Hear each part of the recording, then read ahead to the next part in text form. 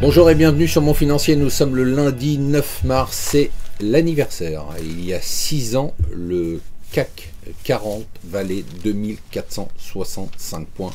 Il a pris 100%, si on inclut les dividendes, c'est presque 150% et ça continue. Alors, la Grèce à la une des journaux, le Figaro Économie et les Échos, en fait, comme Tsipras avait promis des révolutions en matière d'impôts, ben, figurez-vous que les Grecs n'ont pas payé leurs impôts depuis 3 mois. Donc la Grèce est à court de trésorerie, a besoin d'argent. Alors il ne faudrait surtout pas lui prêter parce qu'on va être encore accusé d'être d'affreux capitalistes.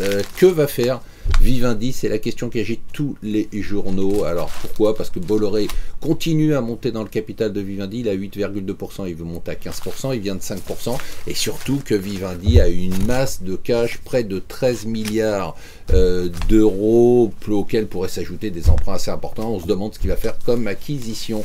Alors, l'ex-conseiller Aquino Morel, qui avait été viré pour prise d'intérêt illégal, qui a été blanchi, on ne le sait pas, règle ses comptes contrôlantes dans le Parisien. C'est assez drôle. Alors, si vous voulez une montre à 20 000 $, vous pouvez acheter le top du top de l'Apple Watch. L'Apple Watch, la montre va être présentée aujourd'hui. On va voir si ça va être un beat comme les Google Glass.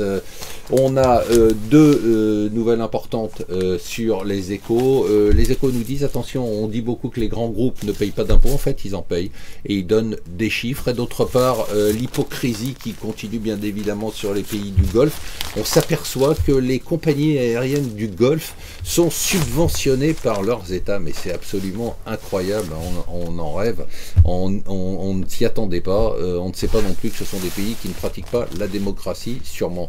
Voilà, restez avec nous sur Mon Financier pour une semaine importante.